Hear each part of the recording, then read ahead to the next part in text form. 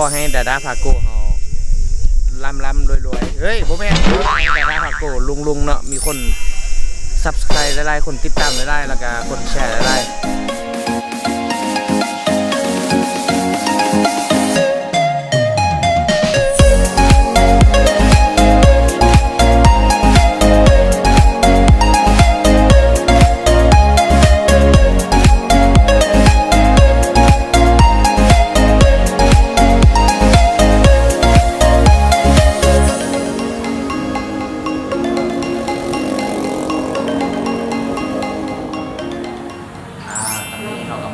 ที่โรงแรมอยู่ดานังแล้วเนาะเดินทางมาดานังที่เก็บมอยแล้วเขาก็มาที่ซื้อโรงแรม NHO Little House เนาะซึ่งว่าสถานที่มันอยู่ในห้องน้อยหนึ่งแล้วก็มันตั้งอยู่ต่อหน้าโบ๊ทที่บัวที่เขาจะไปถ่ายรูปพวกนี้เลยพอดีแล้วก็อยู่ในบอนนี้ก็ที่เป็นมีคาเฟ่อยู่ทางด้านลุ่มเนาะคาเฟ่ก็เป็นสไตล์แบบเก๋ๆชิค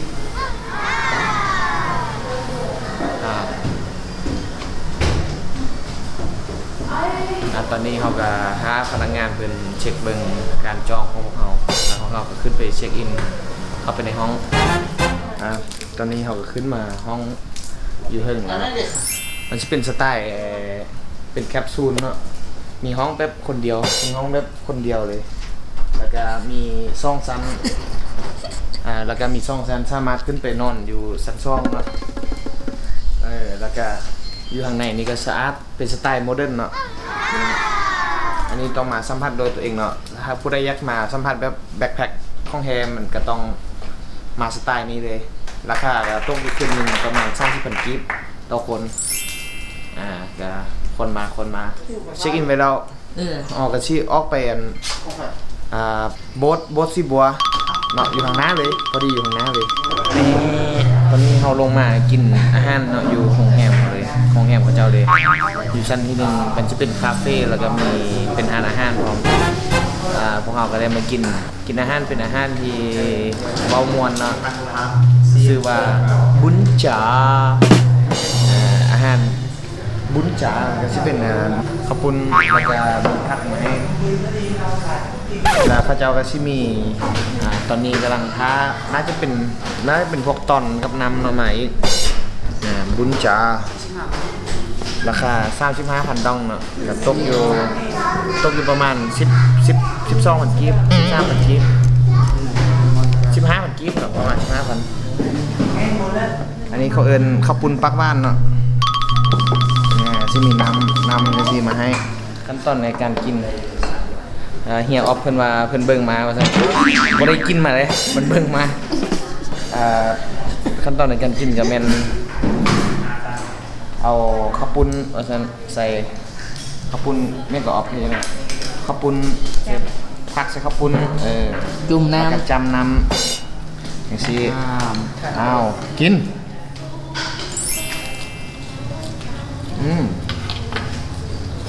ให้แบบไหนวิดีโอ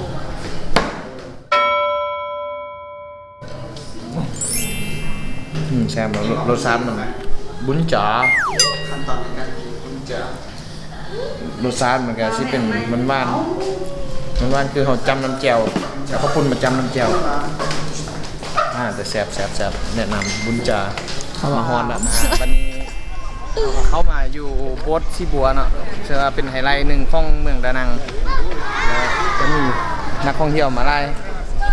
ส่วนไล่ก็จะเป็นคนเกาหลีเนาะ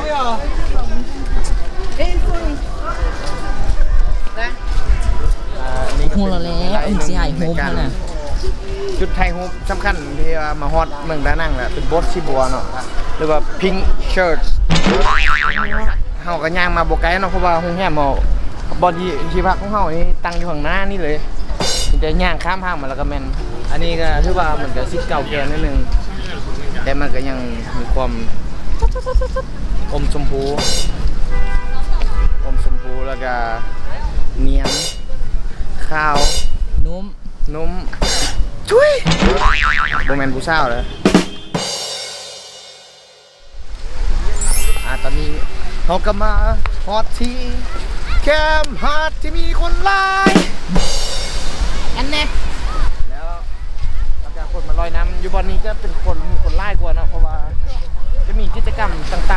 เป็นทานอยู่แคมป์ทะเลให้คนผักเสาลองใส่ดู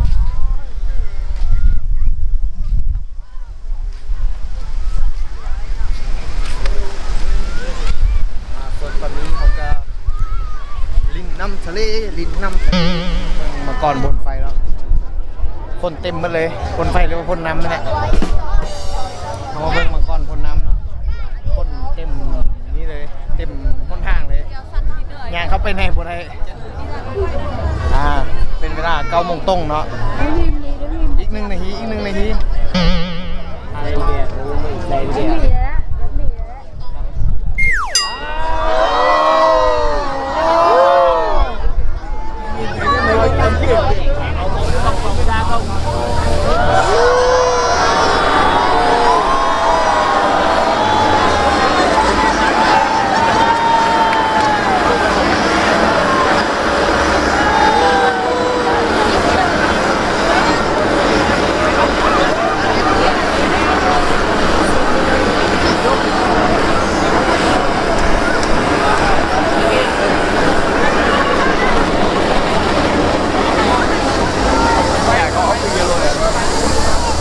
มาฮอตแล้วเนาะมาฮอตเมืองดานังแล้วที่ได้เบิ่งมังกรพ่นไฟ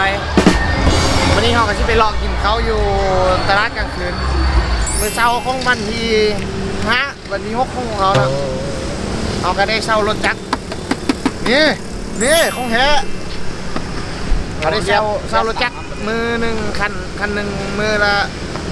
140,000 ดองเนาะตกอยู่ประมาณ50,000 กิฟต่อคันแล้วเราก็ไปเติมน้ำมันเอาเองแล้วพวกเราก็ได้เที่ยวมาแล้วจีกว่ามังกรวันนี้เราก็สิได้ขี่ไปลิ้นบัดอันแม่กวนอิมใหญ่ๆเนาะแล้วก็จากนั้นเราก็สิได้ไปเลาะตลาดอันในเมืองตลาดใหญ่เนาะไปวันนี้มื้อนี้มวนแน่นอนมันแน่นอนเพราะว่าเวียดนามฟา11เนาะมาไฮนั่งฟา11อยู่เวียดนามเพราะว่าเสียงใต้แฮขับรถในเวียดนามเลยไป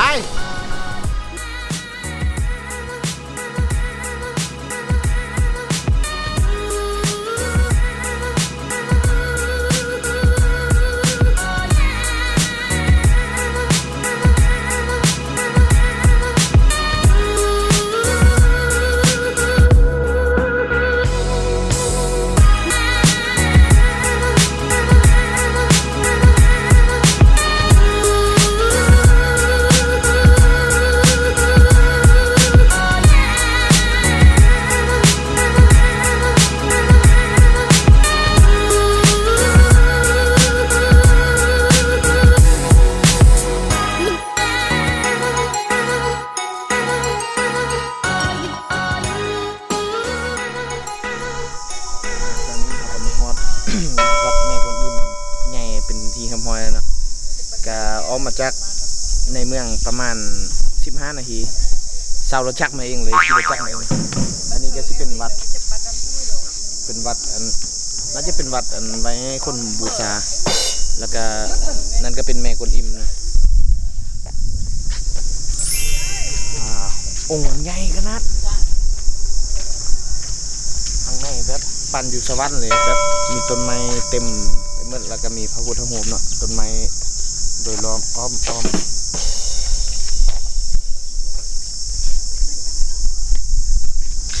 ซึ่งว่าแม่กวนอิมนี่ก็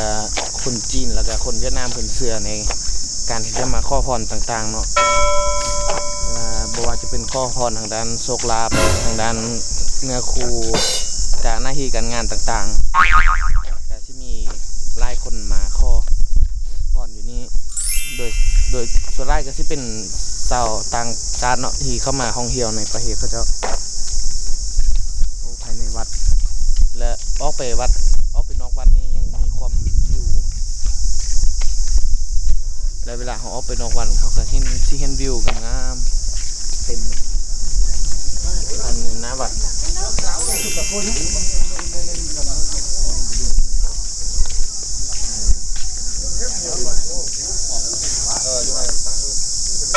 เข้ามา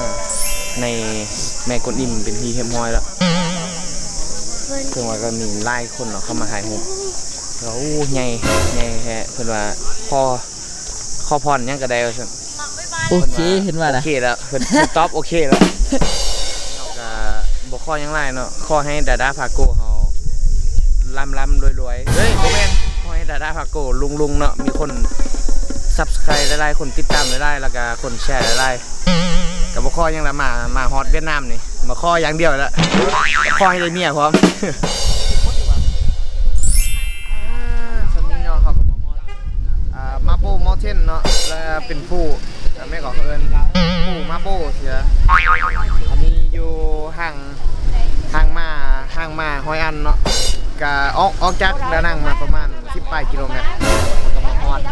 มื้อนี้อากาศฝนตกห้าก็แล้วไข่แดงมาฮอตแล้วมันเศร้าละเขาคือว่าเขาส่งดีอันนี้ก็ผู้ใดบ่อยากย่างขึ้นค่อนข้างสูงเนาะมีลิฟต์ขึ้นได้จิเก็ตขึ้นไปแล้วเนาะ10 ปีขึ้นไป10 ปีขึ้นไปแล้วนะซึ่งว่าค่าเข้าบ่ฟรีเนาะเบิ่งมาพิษค่าเข้าไปนั้นย่างขึ้นมัน 40,000 ดองแต่คันขี่ลิฟต์ขึ้น 55,000 กับค่าเข้าต่างกัน 15,000 ดองเนาะมีแต่เที่ยวขึ้นบัดลงเขาก็ย่างลงมาคือเก่าจะดีกว่าเนาะบ่ได้ปีนขึ้นจริงเบิ่งวิวมาทางกองเนาะตอนนี้เราก็สิเข้าไปทำบันทองซ่องใจแฮ่ยังบ่ลิ้นน้ำกูอีกตอนนี้กะฝนตกอยู่หึงห้ำเนาะซึ่งว่าจับบ่ได้ตอนนี้เราก็เห็นอันนี้มันนำไรนะโอ้นำไรอ่ะ มึงยังบ่ลิ้นน้ำกูอีก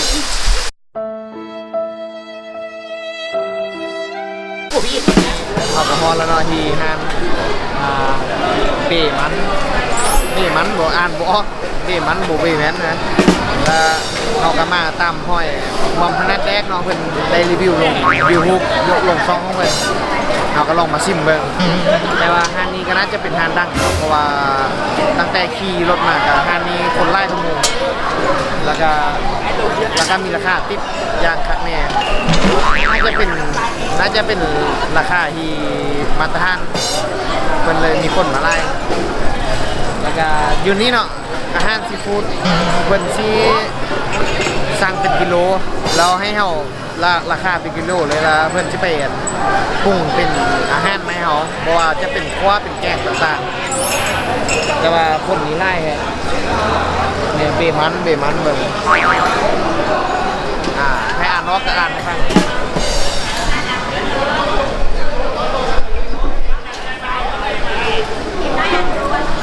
ส่วน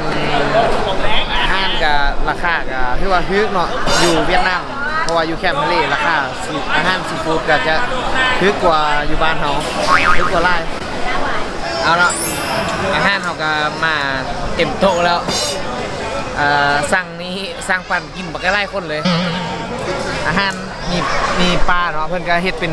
คล้ายๆต้มยำเป็นต้มยำแล้วก็มีกุ้งนึ่งเอาไปนึ่งแล้วก็มีห้อยอันนี้ห้อยยังกับบ่ฮู้นะเป็นเอาไปคั่วเนาะแล้วก็ห้อยนางรมแล้วก็มีห้อยบ่แม่นห้อยหลายนี่แม็กให้เปิดเบิ่งให้เปิดหน้าเบิ่งก่อน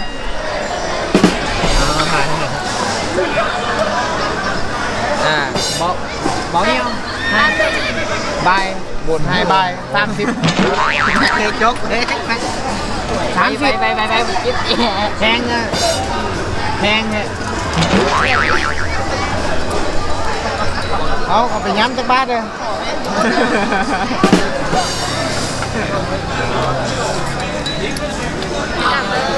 จำเอิญอันนี้ก็เป็นห้อยคว้าคือเก่าแล้วผมหวานแล้วก็สดผมนุ่มของห้อยสดแล้วก็หอมดี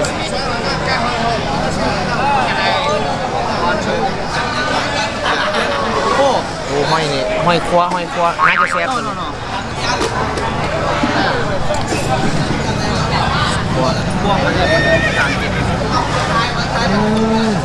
บัวไทยครับแน่ โอ้โคตรแซ่บเลยตัวนี้นะตอนน้าอีกนิดสักชิมเบิงน้ำซุปปลาปลากระพงแดง ให้ค่อยได้อันนึงดิ ปลากระพงแดงเนาะเขาสั่งทอดแต่เขาจะเอาไปเห็ดเป็นแกงไหมาให้เขาตอนนี้ แต่ก็กินไปโอ้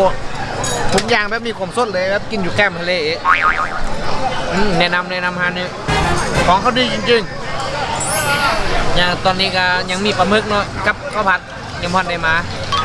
แต่ว่าทางทีมงานเราหิ้วเราจะหิ้วข้าวแห้งลองชิมห้อยนางรมกิโลละเส้นซาวดงตกอยู่ประมาณ50,000กิฟโลหนึ่งซาชิมิบีบมะนาวใส่บีบมะนาวใส่วิธีกินกระดูดเขาเลยเอาซัดไอ้ออฟเสาไอ้ออฟเชื่อเขาดิ เจ๋งเนาะหวานเอาตอนนี้ก็กินวันนี้ออกกับมืดไปแล้วครับอาหารวันนี้เต็มที่อิ่มจนได้แพ็กกลับบ้านบ้านกูไม่ได้อยู่ที่ก็มืดเรียไปก็ได้เติบมือแดงกับปูเมาส์นะมืออื่นออกเช็คเอาท์แต่เช้าขอกับชิเดกับสู่กรุงเทพแล้วก็ไปอุดรแล้วกลับบ้านมื้อนี้กินจนบรอดมืด2 ล้าน3 เส้นดองเนาะตกอยู่ประมาณ8-9 เส้นคลิปแซบอาหารอยู่นี่แซบเด้ออาหารเบ๊มันเอามีแต่มื้ออื่นว่าไปเจอกันมื้ออื่นตอนเช้าตอนอยู่เดือนวินเด้อเนาะตอนนี้เขาก็มาฮอดเดินวินเป็นเรียบร้อยแล้วสุดท้ายก็ยังไปลงอยู่ตึกภายในอีกเนาะเพราะว่า Grab เพิ่นไปส่งอยู่ตึกภายในเขาก็เลยลงห้างไปก็เป็นทริปที่ลงตลอดเลยแต่ร้านผักโกทริปนี้มืดแล้วเนาะเงินเนี่ยนะมืดแล้วมืดก่อนกลับเลยมืดทุกที่ทุกบ้านเลยมืดทุกดวงเลยตอนนี้เขาก็มาเช็คอินแล้วก็ที่ได้ไปท้าอยู่ในจบกันไปแล้วกับทริปดาราผักโกดานังหอยอันเจอกันทริปต่อไปยังบูฮูอยู่ถ้ามากก็กดไลค์กดแชร์แล้วก็กด subscribe ให้เด้อหาเบิ่งคลิปต่อไปว่ามันจะเป็นยังไง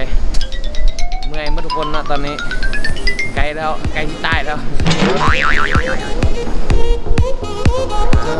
โอเคบ๊ายบาย